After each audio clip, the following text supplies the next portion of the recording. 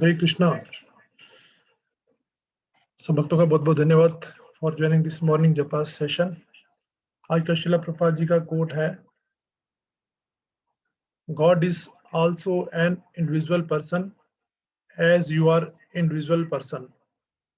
I am individual person, but the difference between God and you and me is this, that you know your business, I know my business, but God knows everyone's business. That is the difference. ये शिला प्रभुपाद 1972 में Melbourne में बोल रहे हैं।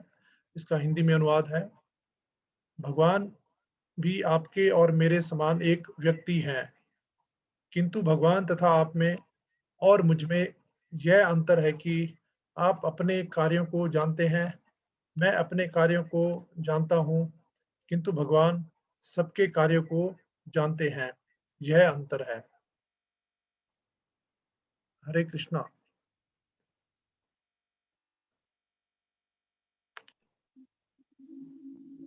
हाँ जी प्रभु जी, धन्यवाद, प्रणाम।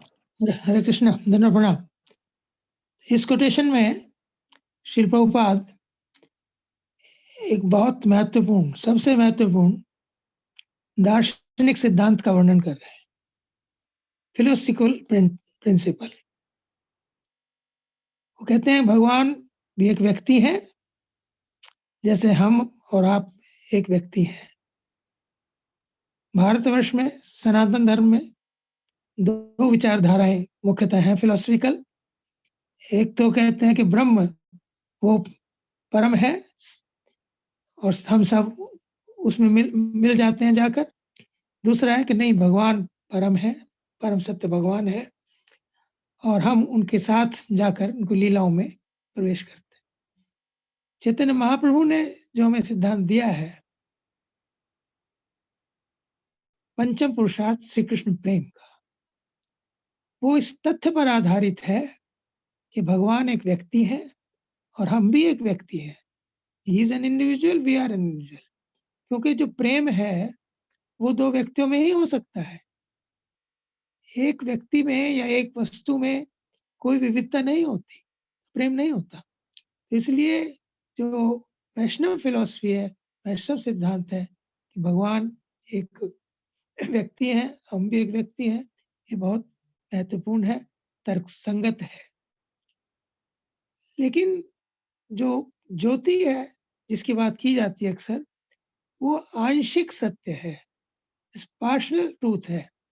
भगवान की 3 अभिव्यक्तियां शास्त्रों में श्रीमद् भागवत ने बताई हैं।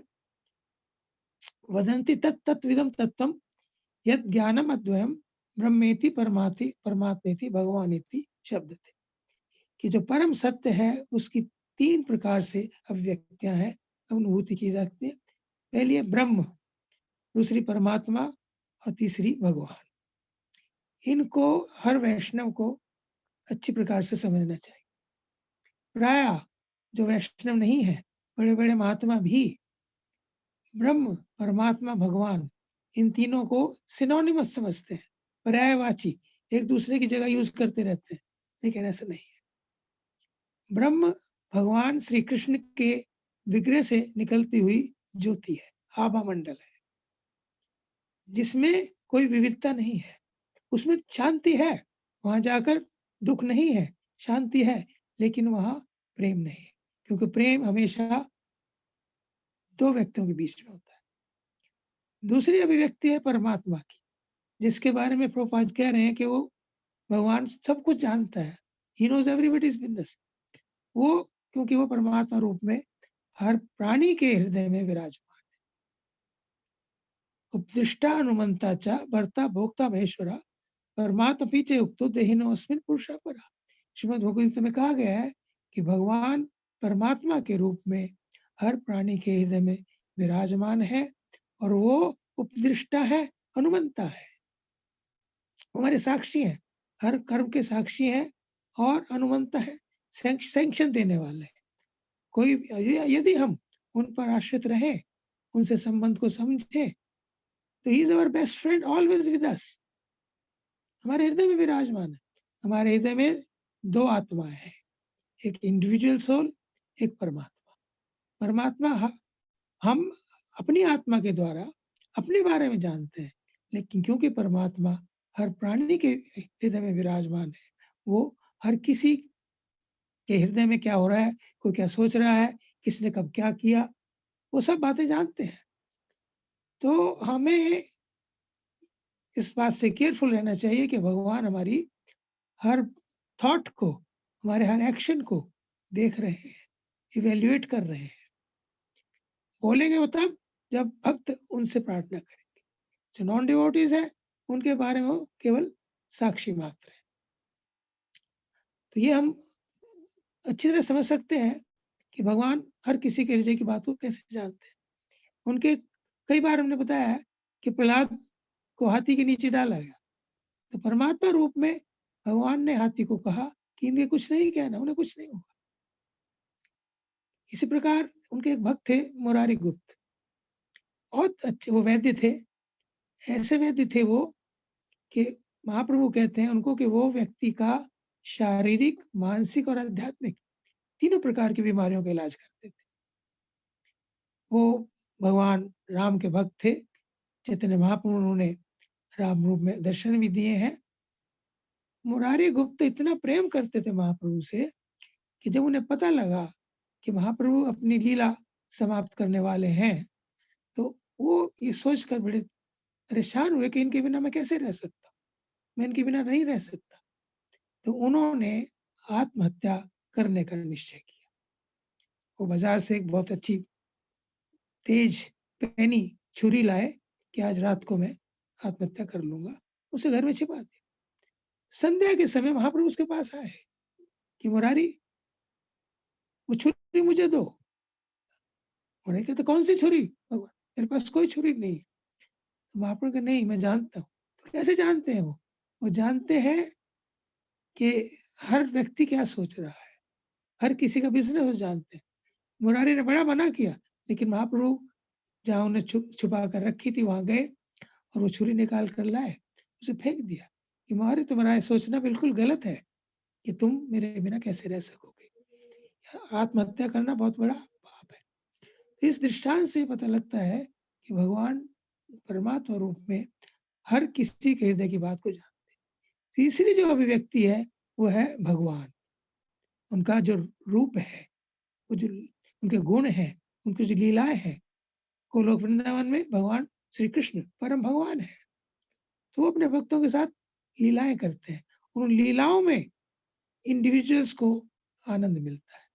हम सब सच्चिदानंद हैं, हमें आनंद की खोज है, तो आनंद केवल भगवान के साथ ही इंटरेक्शन करने से मिल सकता है। ये जो ब्रह्म की स्थिति है ये आंशिक सत्य है, इसमें शांति है।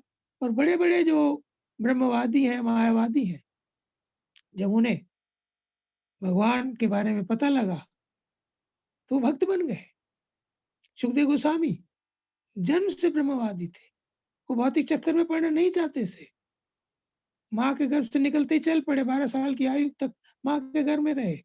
जब भगवान ने आश्वासन दिया कि तुम्हें माया नहीं सताएगी तो वो चले गए।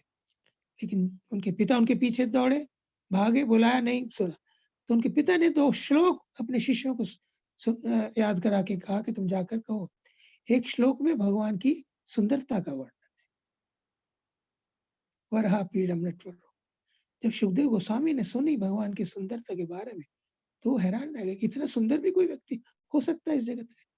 फिर उन्होंने सोचा कि सुंदरता अस्थायी होती है, टेम्परेरी होती है, नहीं, मैं इस चक्कर में नहीं पड़ता।